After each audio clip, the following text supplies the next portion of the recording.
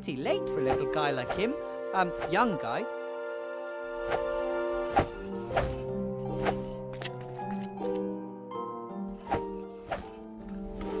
Whoa! You're Wilbur Weathervane! Out to make fun of me, are you? You're probably upset after I proved that I know more about magic than you thought at school this morning. What? What are you talking about, Master Weathervane?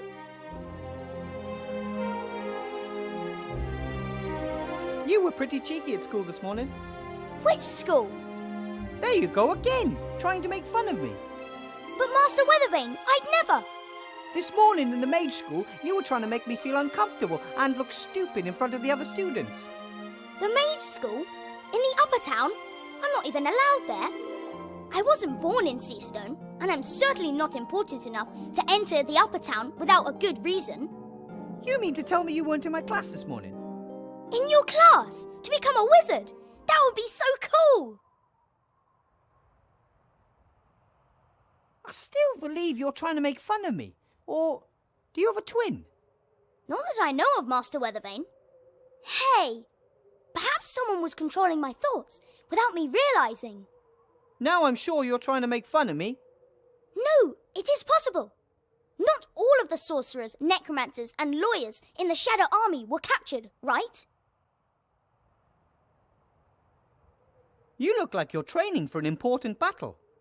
No, I'm reenacting your battle. How you and Captain Bonnet and Princess Ivo defeated the Arch-Witch, Mortroga, in the Black Tower. Oh, really?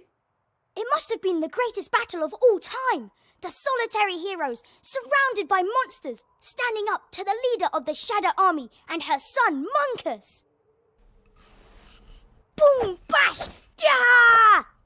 Well, maybe it wasn't quite that dramatic. 10 years of war, the artifact of divine fate, and suddenly, peace. What's not dramatic about that? Do you know what the artifact of divine fate is? It can fulfill your every wish. I bet you wished for evil to be defeated. Right, Master Weathervane? We never used it. The Archmage warned us that the artifact was just too powerful. But if you can wish for anything, why not just wish for good things? Archmage Alistair doesn't believe the world works that way, and I trust him. If that's what you think, then I think that too. It's getting late. Isn't it about time you went home? I'll wait until all the guests have left the tavern. Sometimes Sloth and Blout give me a room, if no one is renting it. You don't have a real home? I've got lots of homes. Sometimes I sleep down in the tent city, and sometimes Widow Twanky lets me sleep on the bench in front of her fire. But if I can sleep in a real bed in the pub, then of course I'd prefer that. I have a small room in the school. If you can't find a bed in the guest house, you're welcome to sleep at my place. My rabbit sheep won't be able to defend his bed in his usual manner, and I can sleep on the floor. That would be... wow! But the school's in the upper town. I'm not allowed to go there. Ah, silly rules. Maybe you'll win the lottery. Which lottery? There's a lottery tomorrow. The winner gets to live in the upper town. That would be fantastic! Maybe you'll get lucky. Everyone has an equal chance. I'm sure to win. And if not today, then perhaps next time. Was good to see you again, or met you for the first time. There's no way I would have forgotten if I'd met you before, Master Weathervane. Either the boy's making fun of me, or that's another item from our list of strange events.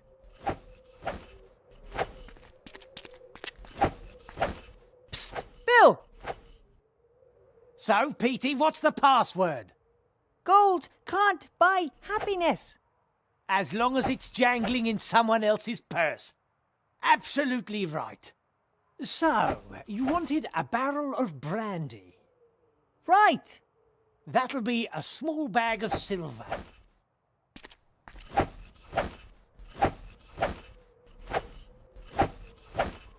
One barrel of brandy coming up. That's it. That's the barrel with the mark. What did you say? Nothing. Just thanks for the delivery. As long as you pay, I deliver. Take care. Bill didn't pay any taxes on that barrel.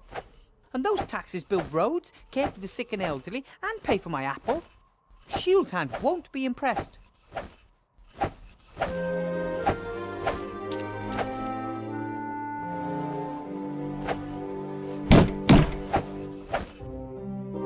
And? Bill has delivered the marked barrel. And has therefore cheated me. Just you wait. I'm gonna get the bribe money I'm due and then some. Hey! Hello? What about my exemption? Hey, Mr. Shield Hand, we had a deal. And now Shield Hand's busy negotiating his bribe with Bill, and I'm stuck down here.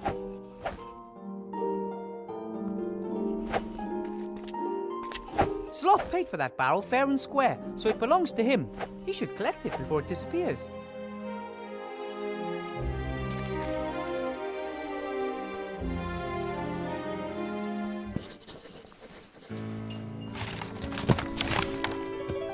Hello, Blout.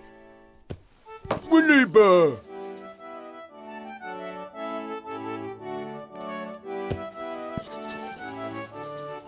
Are you really sure you want to vote for Van Buren? Little woman with big hair, knows what's what, has lots of gold and lots of success. And you believe that if she's elected, you'll get the same? Sure, promise. Fine. But I think the little guy is better off with Archmage Alistair. Me not little. And when Blout's soon rich and powerful, little people shouldn't take away his money. Before I became a mage, I worked in a dwarven inn in the White Ridge Mountains. You have stupid boss too. I am not stupid. Blout always have to work much more than Sloth. That's because you're so clumsy. We do the same amount of work. I might even do a little bit more. In too much work, no free time. Psst, Blout, what did you want to tell me? I won't say. You're whispering again. If we talk now, does Sloth hear us? Oh, just stop whispering behind my back, all right? Okay, sorry. Want non-alcoholic drink as apology? Oh, no. You might have tricked me with alcohol once, but never again. So Blout got you plastered? Sloth get exhausted from itsy-bitsy thimble of alcohol. Sloth like little girl with pigtails. I have alcohol intolerance, or perhaps an allergy. Bye, Blout. Bye! That's the reporter who let the council leader dictate tomorrow's news to him. If I've ever seen a frustrated man, fox, then it's him.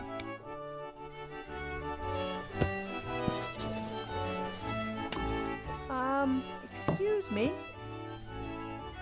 Ah, weather vane, right? You know me? The leader of the council asked me to have a snoop around in your past. Find some dirty laundry. Nothing. My mage's cape is still brand new. I got it when I became a professor. Do you like it? Very fetching. Why are you disturbing my quiet drink? I have a couple of questions. A couple?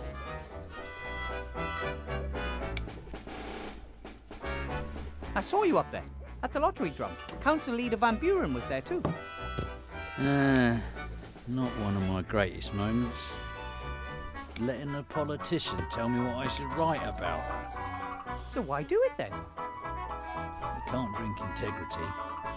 Anyway, it's fantastic being able to influence so many people's opinions.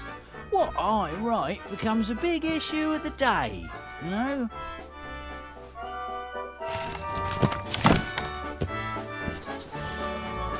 I get the feeling you're not very happy.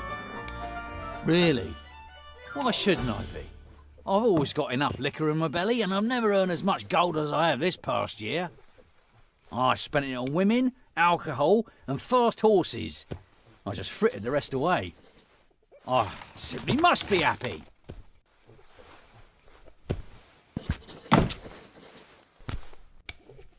You're the editor of the Seastone Lookout, right? Mr. Fox. Archibald Fox. Your name is really Fox. You got a problem with that? Oh, isn't that a little unimaginative? You are a fox, and your name is Fox. That's just how it is. Must get confusing at family gatherings. Oh dear. Everyone's a critic nowadays.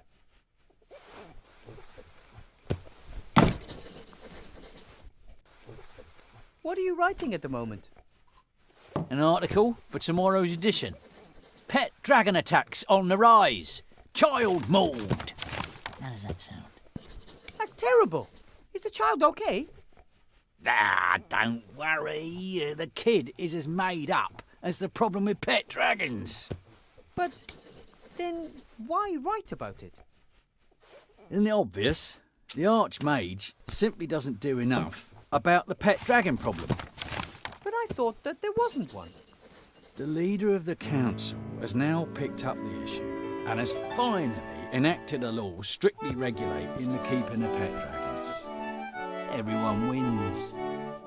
My newspaper, because it reported on this urgent problem first. The leader of the council, because she acted quickly and decisively. And the citizens, because they don't have to worry about pet dragons anymore. Are you worried about pet dragons?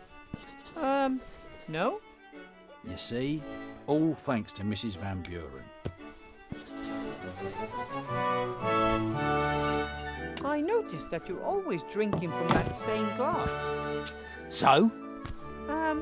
Shouldn't the glass eventually be empty? It's a magic glass. Sloth came up with it. He didn't want to keep bringing me new glasses, and I didn't want to keep waiting for the next drink. So he magically connected the glass with one of the barrels behind the bar.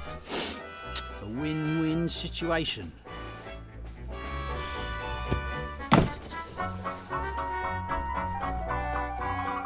I think I have a story for you, a real story. Yeah? As we speak, the captain of the town guard and a notorious merchant are negotiating bribes. What do you say to that? I'm shocked. No, seriously. Bill smuggles alcohol into the lower town, bypassing customs. Mr. Shieldhand knows about it and wants a bribe.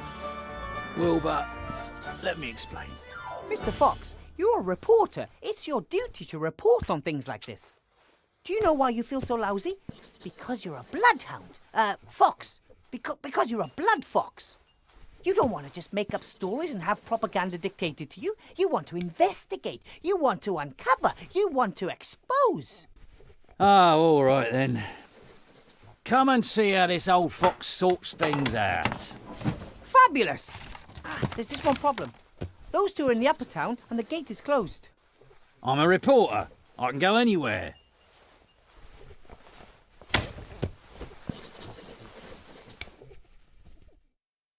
That's nonsense. If I gave you a gold piece for every barrel, I'd only be making 6 gold pieces profit on 3 gold pieces outlay. I may as well pay tax. I want my share. Nothing happens around here without my share. Good evening, gentlemen. And now him too.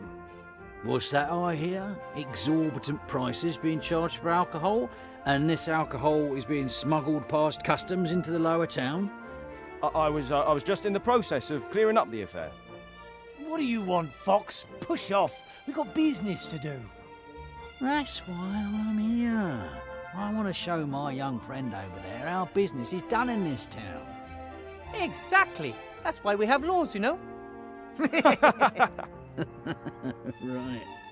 Well, according to the law, Bill would have to forego lots of money, Shieldhand would be out of a job, and the little influence he has, and I would be worried about the alcohol supply chain. So what do you propose instead? I get my alcohol at the normal price from now on. No more daylight robbery for the old fox. Bill, you continue using your crane, saving you on customs. Our competent Captain Shieldhand here is then entitled to part of the savings. I save gold, you continue to earn more than you're entitled to, and Shieldhand makes a bit on the side. We all win. How does that sound? But Sounds fair to me. All right then. Then we've got a deal. Come on, Shieldhand, this is cause for celebration. You see, little Wilbur here could clearly see that the situation was unsustainable. An arrangement which made you money suddenly leaving you empty-handed? Can't have that. Thank you, Weathervane. Perhaps I was wrong about you. Here, with this you can get from the lower town to the upper town any time. You've earned it. This is the world I helped build. Rather than toppling it, I've become one of its pillars. That's the reason I'm not happy.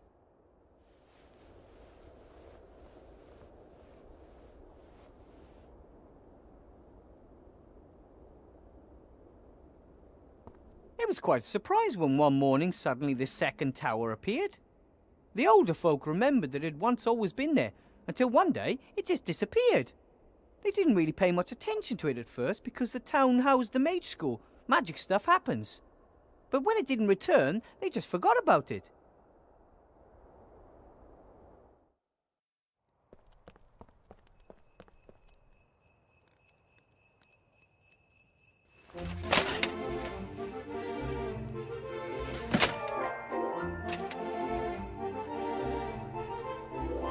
It looks like Bill's delivery's finally arrived.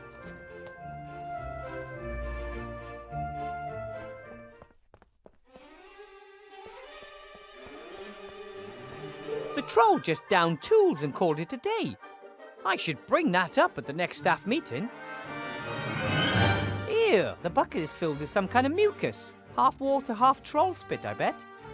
No wonder the floor isn't clean.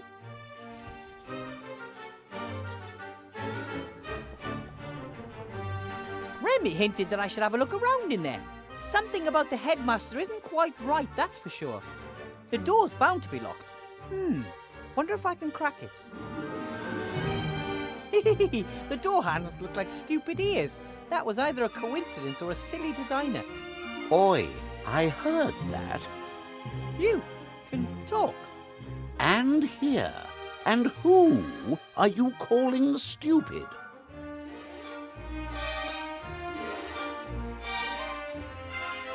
You can hear and speak.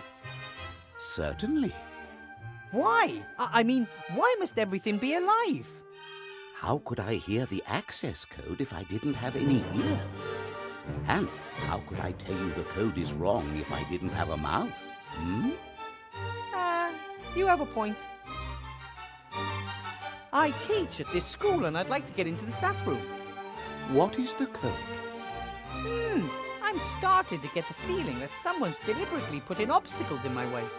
It's called life. No, I mean that quite literally, it's like there's someone out there, somewhere, who has nothing better to do than think up one problem after another for me to solve. There's no other explanation. I don't think I know the code. No entry without the code. Presumably the headmaster just forgot to tell me. No entry without the code.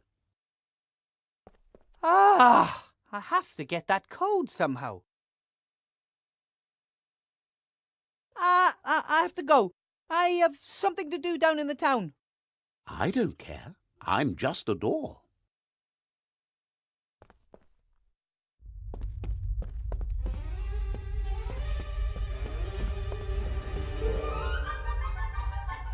Should be easy to find enough soot for the ink here. Yep, lots of soot. Now I just have to figure out the right amount.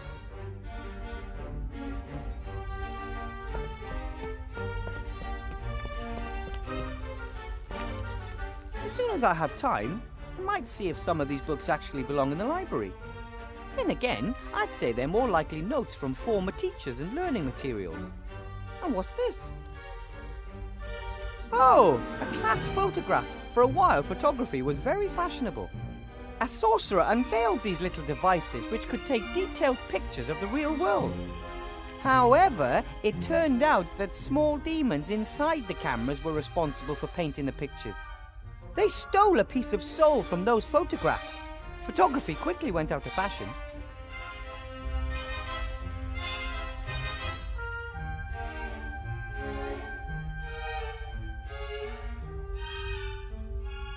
One of the first clues that demons were in the cameras was that those photographed made strange grimaces they would never make in reality. A number of the students in this photo look more than odd. The graduating class of 1462 is written in ornate script above the image.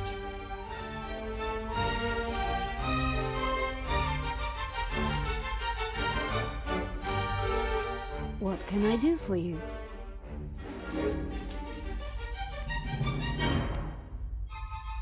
I might have some more questions for you later. And I might answer.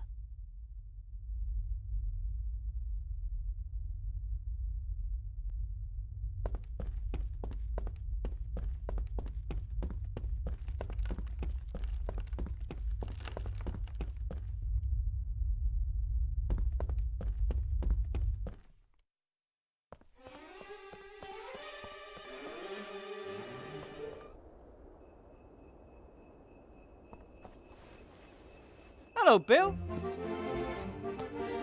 Wilbur.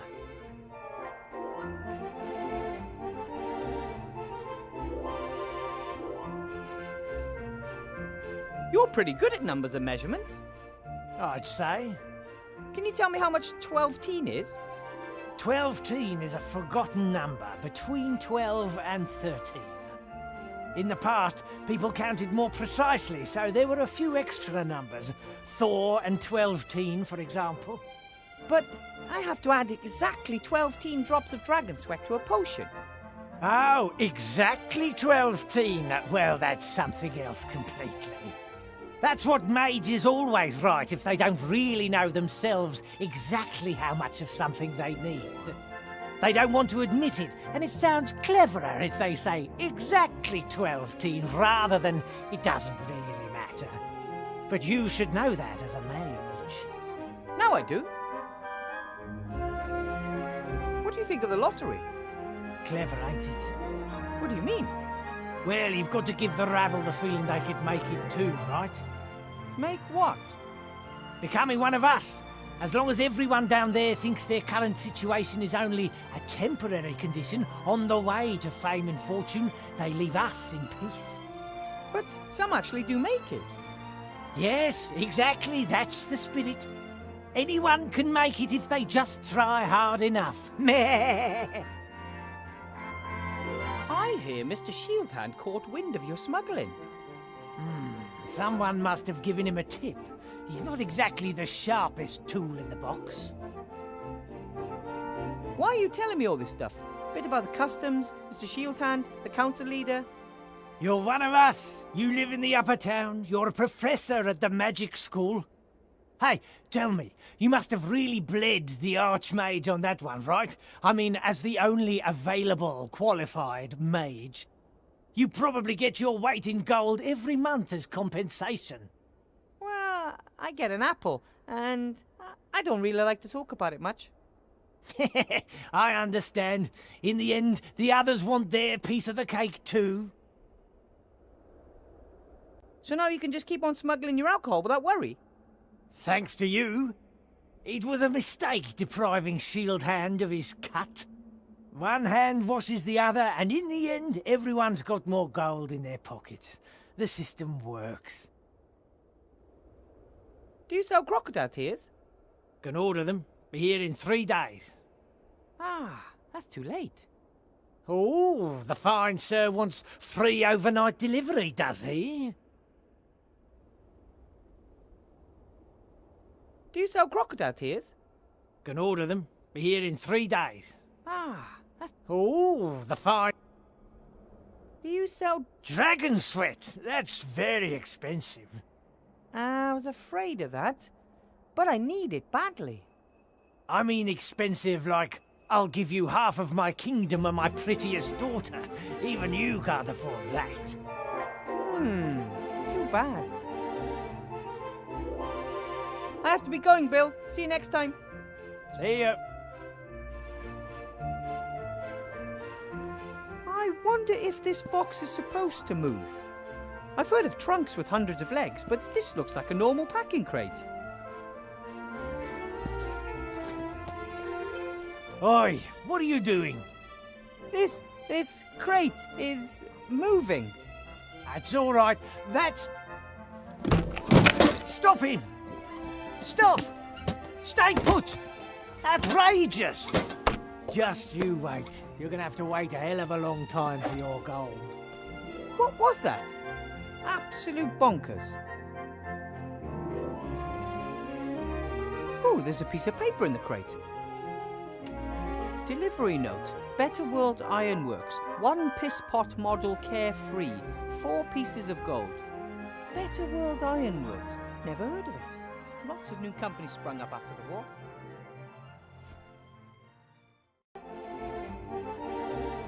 That thing running about over there, what is it? A darn scam, that's what it is. They won't get a penny out of me, sending me such a wild thing. Yes, but what exactly is it? A piss pot! Sounded like a good idea. We equip piss pots with legs. You don't do the walking when it's time to empty your bladder. But why the devil give a pot legs that means he scurries about like a boar on fire? What are these Better World Ironworks? They're those darn crooks what sold me this useless piss pot. Those do-gooders. Do-gooders? Yes. They collected swords, armour, and all that stuff after the war. Plough blades from swords, piss pots from helmets, that kind of rubbish.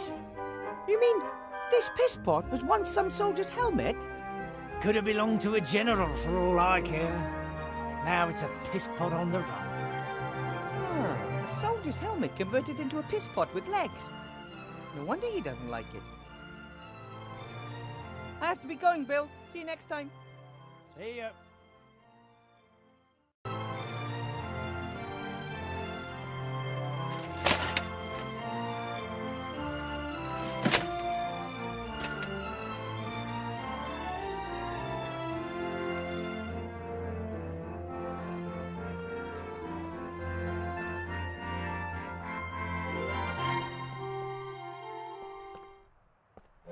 Empty boxes and packaging material.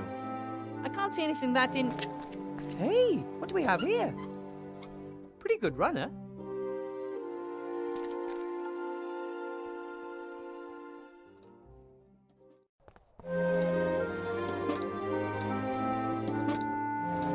Don't jump! You were once a soldier's helmet, right? And the way you look, not just any soldier either. And now they've turned you into a magic piss pot. That's a shitty job. I so understand why you ran away. You fought for good, went through so much, and now... How would you like to do great things once again? For your Commander-in-Chief? I'm building a golem to protect the Archmage. You know Archmage Alistair, don't you? He's in danger. Maybe the Shades are behind it. But definitely a dark power. You could be the golem's legs. It would be an honourable task. So you're in? Deal, little helmet. Don't cock it up.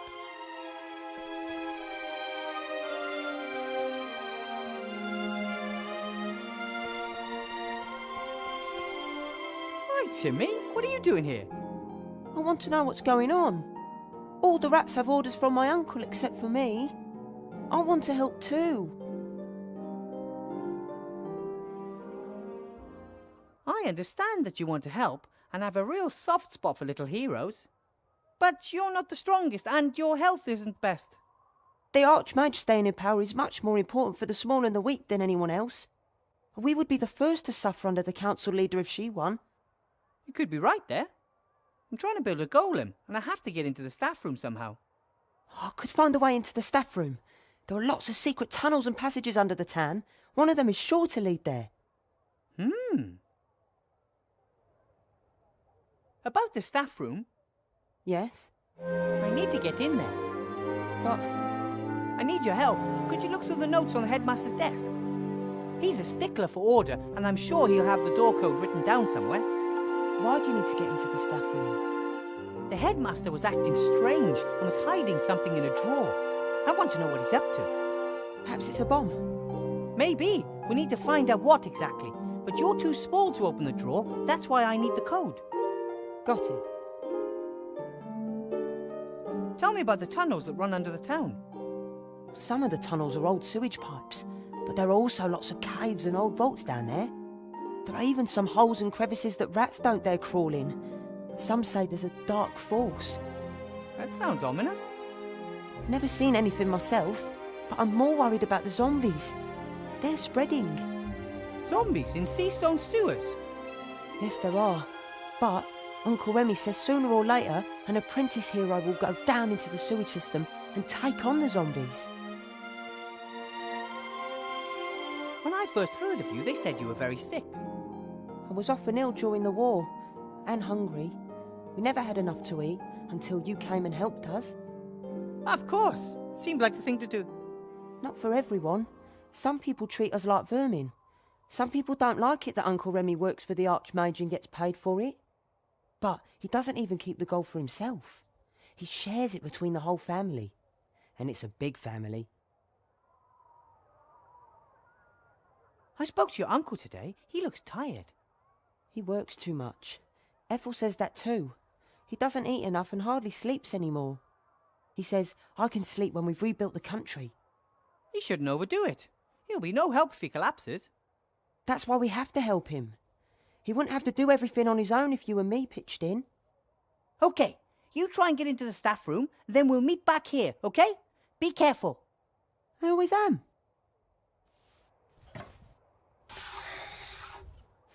Hopefully that all goes well. Remy would never forgive me if something happened to Timmy, and I'd never, ever forgive myself. The protesters took everything they could find and piled it up to make a huge wall. No one is getting through without a troll.